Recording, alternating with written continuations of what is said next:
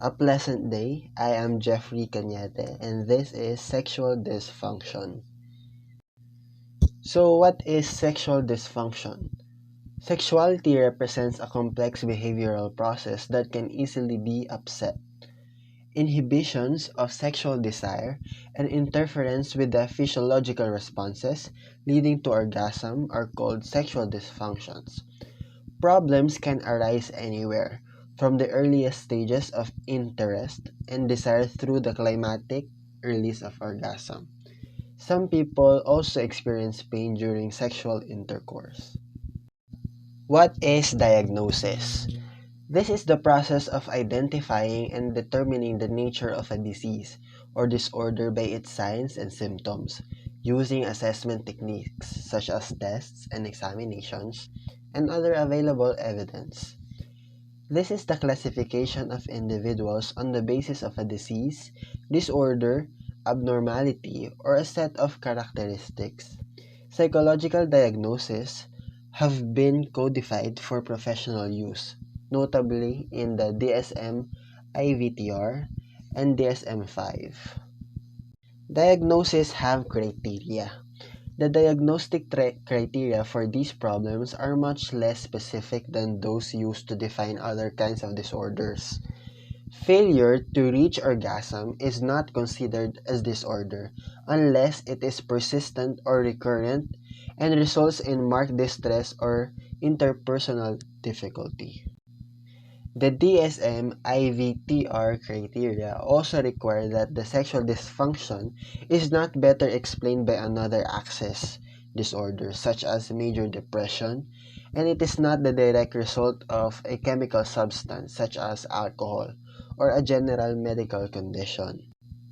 Someone who is not interested in sex or who experiences problems in sexual responsiveness would not qualify for a diagnosis of sexual dysfunction unless this circumstance is upsetting to him or her or causes interpersonal problems. Pain during sex or dyspareunia. Some people experience persistent genital pain during or after sexual intercourse, which is known as dyspareunia. The problem can occur in either men or women, although it is considered to be much more common in women. The severity of discomfort can range from mild irritation following sexual activity to searing pain during insertion of the penis or intercourse. The pains may be sharp and intense, or they may take the form of a dull, aching sensation. They may be experienced as coming from a superficial area near the barrel of the vagina, or as being located deep in the lower abdominal area. They may be intermittent or persistent. The experience of severe genital pain is often associated with other forms of sexual dysfunction. Not surprisingly, many women with dyspareunia develop a lack of interest in or an aversion toward sexual activity. Vaginismus is the involuntary tensing or contracting of muscles around the vagina. The vagina is a part of the female reproductive system. It connects the lower part of the uterus or cervix to the outside of the body. This involuntary muscular spasm prevents sexual intercourse as well as other activities, such as vaginal examinations and the insertion of tampons. Women with vaginismus may be completely sexually responsive in other respects, fully capable of arousal and orgasm through manual stimulation of the clitoris. Women who seek therapy for this condition often report that they are afraid of intercourse and vaginal penetration. The problem can be severe or partial in nature. Some couples report that a mild form of vaginismus occurs from time to time, making intercourse difficult and sometimes painful. Next is hypersexual disorder, a proposal. Hypersexual disorder is proposed as a new psychiatric disorder for consideration in the Sexual Disorder section for DSM-V.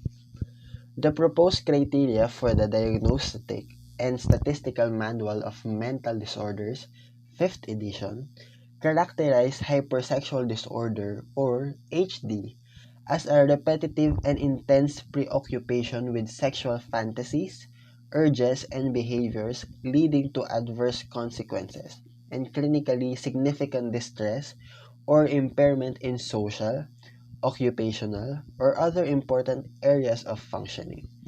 One defining feature of the proposed disorder includes multiple unsuccessful attempts to control or diminish the amount of time an individual engages in sexual fantasies, urges, and behavior to respond to dysphoric mood states or stressful life events.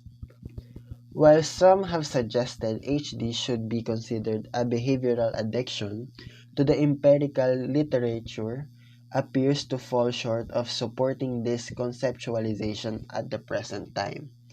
Nevertheless, there are many parallels considering HD and addictive related disorders, and this appears especially true for shared commonalities between HD and a gambling disorder.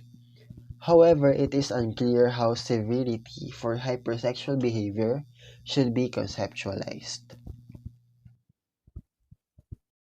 Next is frequency. Surveys conducted among the general population indicate that some form of sexual dysfunction are relatively common. We must keep in mind, however, that this impression is based on self-report questionnaires and judgments made by laypersons, which are less precise than those made by experts. Diagnosis made by experienced therapists would take into account the person's age, the context of the person's life, and whether the person had experienced stimulation that would ordinarily be expected to lead to sustained arousal and orgasm. Clinicians would also take into consideration the amount of distress and interpersonal difficulty associated with the problem before arriving at a diagnosis of sexual dysfunction. Therefore, we must be cautious in our interpretations of survey data. Sexual behavior across the lifespan. Sexual behavior changes with age. Gender differences become marked in the late 50s when rates of inactivity increase dramatically for women. Between ages 70 and 74, 65% of men are still sexually active compared to only 30% of women. These differences may be at least partly the result of differential mortality rates. Men die earlier, so many women lose their partners, as well as biological factors that are part of the aging process. They may also reflect the influence of a cultural prejudice against sexual activity among older women. Differences between younger and older people are mostly a matter of degree. As men get older, they tend to achieve erections more slowly, but they can often maintain erections for longer periods of time. Older men find it more difficult to regain an erection if it is lost before orgasm.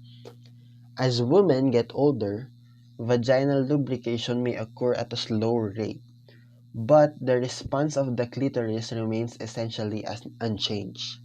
The intensity of the subjective experience of orgasm is decreased for older women and men. For both men and women, healthy sexual responsiveness is most likely to be maintained among those who have been sexually active as younger adults.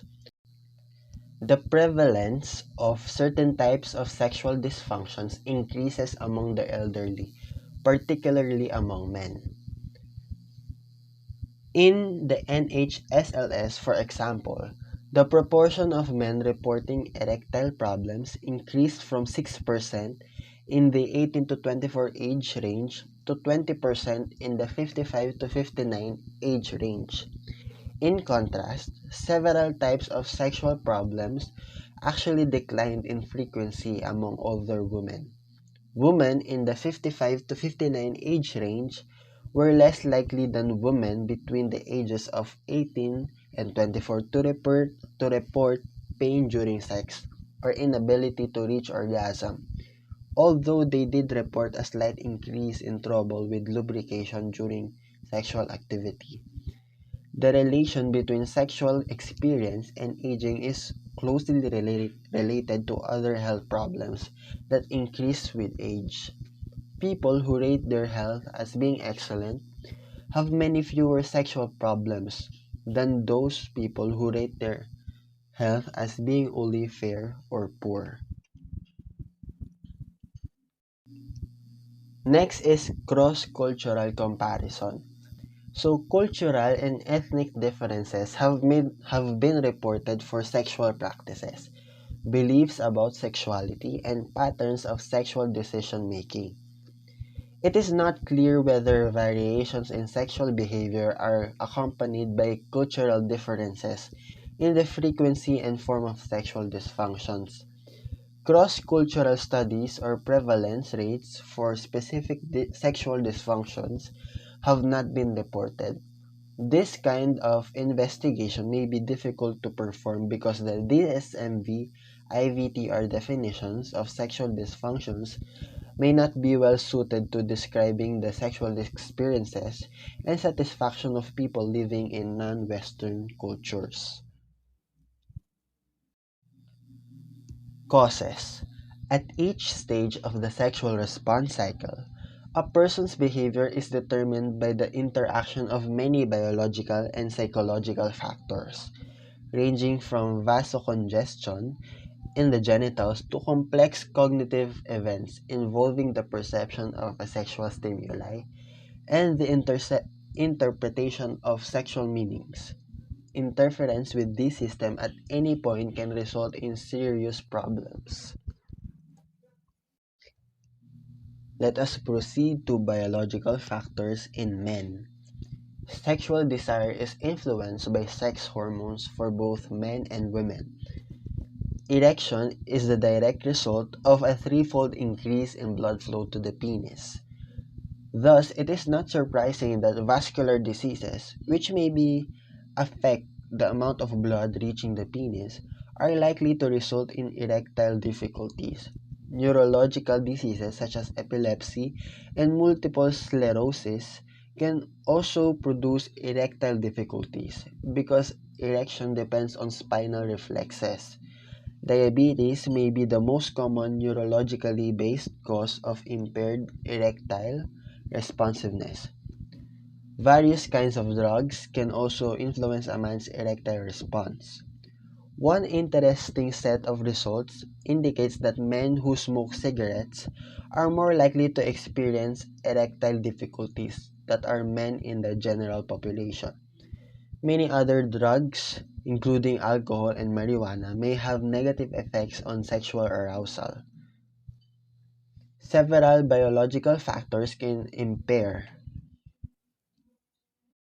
In women, several biological factors can impair their ability to become sexually aroused.